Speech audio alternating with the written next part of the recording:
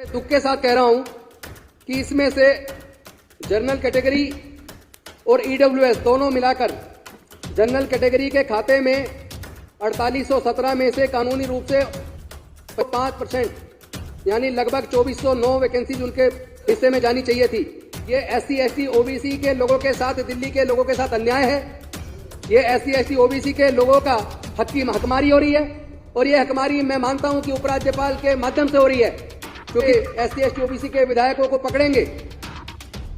लोगों ने मिलकर कहा है कि आप SC का रिप्रेजेंट करते हैं दिल्ली की विधानसभा के अंदर, हमारे मुद्दे कौन उठाएगा। मैंने उनसे वायदा किया था कि मैं इस मुद्दे को सदन के बीच रखूंगा ताकि स्पीकर साहब के माध्यम से LD साहब तक ये बात जानी चाहिए कि SC ST OBC के हकों की हकमारी नहीं होनी चाहिए।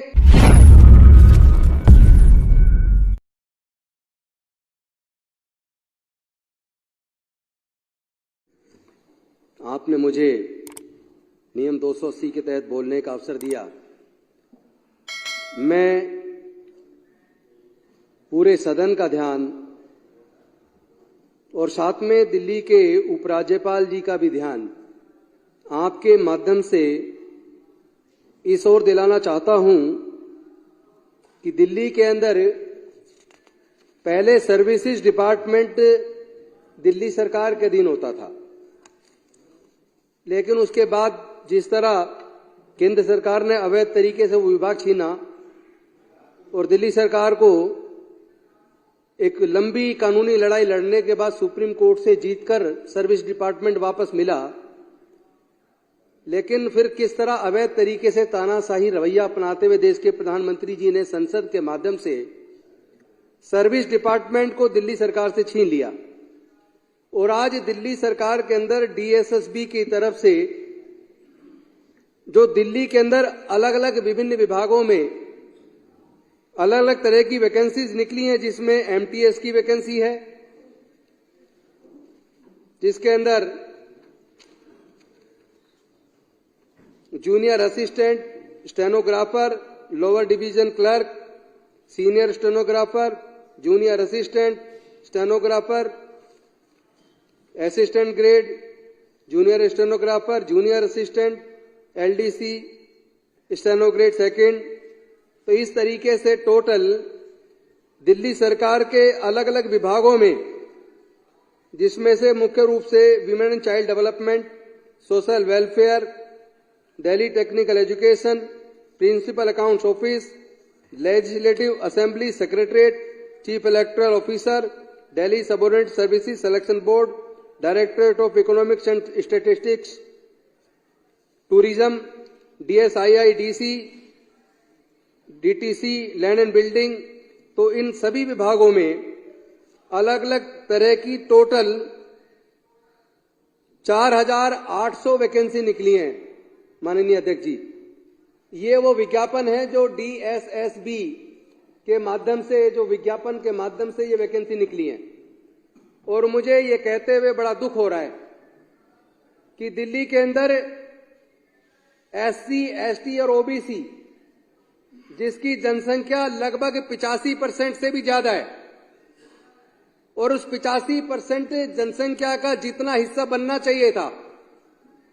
वैसे तो 85% वैकेंसी उनको मिलनी चाहिए, लेकिन सुप्रीम कोर्ट के द्वारा जो व्यवस्था दी गई है उसके हिसाब से SC ST OBC को 49.5% वैकेंसीज उनके हिस्से में जानी चाहिए। और मैं बड़े दुख के साथ कह रहा हूं कि इसमें से जनरल कैटेगरी और ईडब्ल्यूएस दोनों मिलाकर जनरल कैटेगरी के खाते में 4817 में से कानूनी रूप से 5% यानी लगभग 2409 वैकेंसीज उनके हिस्से में जानी चाहिए थी, लेकिन ये जो DSSB के विज्ञापन में जो वैकेंसीज निकाली गई हैं, इसमें उनके हिस्से में 2643 वैकेंसी यानी 235 वैकेंसी फालतू जनरल कैटेगरी को दी जा रही हैं। ये SC ST OBC के लोगों के साथ, दिल्ली के लोगों के साथ अन्याय है। ये SC ST OBC के लोगों का हकमारी हो रही है और ये हकमारी मैं मानता हूं कि उपराज्यपाल के माध्यम से हो रही है, क्योंकि जब सर्विस डिपार्टमेंट आज उपराज्यपाल देख रहे हैं तो ये जिम्मेदारी दिल्ली के उपराज्यपाल को लेनी पड़ेगी कि उन्होंने टोटल 235 वैकेंसी, जिसमें assistant grade, LDC, steno, MTS, इस तरह की अनेक वैकेंसीज में टोटल 235 वैकेंसी जो एससी, एसटी, ओबीसी के हक की थी, उनको चोरी करके जनरल कैटेगरी का काम इस विज्ञापन के माध्यम से कि आपके माध्यम से ये निवेदन करता हूं कि ये बात एलजी साहब के पास तक जानी चाहिए कि वो इसकी जांच कराएं कि ये 235 वैकेंसी की हकमारी जो की जा रही है एससी, एसटी, ओबीसी की, ये रुकनी चाहिए। रुकेगी तो एससी, एसटी, ओबीसी दिल्ली के एससी, एसटी, ओबीसी के विधायकों को पकड़ेंगे। लोगों ने मिलकर कहा है कि आप एससी का रिप्रेजेंट करते हैं दिल्ली की विधानसभा के अंदर, हमारे मुद्दे कौन उठाएगा। मैंने उनसे वायदा किया था कि मैं इस मुद्दे को सदन के बीच रखूंगा ताकि स्पीकर साहब के माध्यम से एलजी साहब तक ये बात जानी चाहिए कि एससी, एसटी, ओबीसी के हकों की हकमारी नहीं होनी चाहिए। उनकी जितनी वैकेंसी बनती है वो पूरी की पूरी उन्हें मिलनी चाहिए, इसकी जांच कराई जानी चाहिए और उन अधिकारियों की भी जांच होनी चाहिए जिन्होंने इस हकमारी में हिस्सेदारी ली है। आपने मुझे सदन के बीच बोलने का मौका दिया, मैं आपका आभार व्यक्त करता हूं। बहुत बहुत धन्यवाद, शुक्रिया।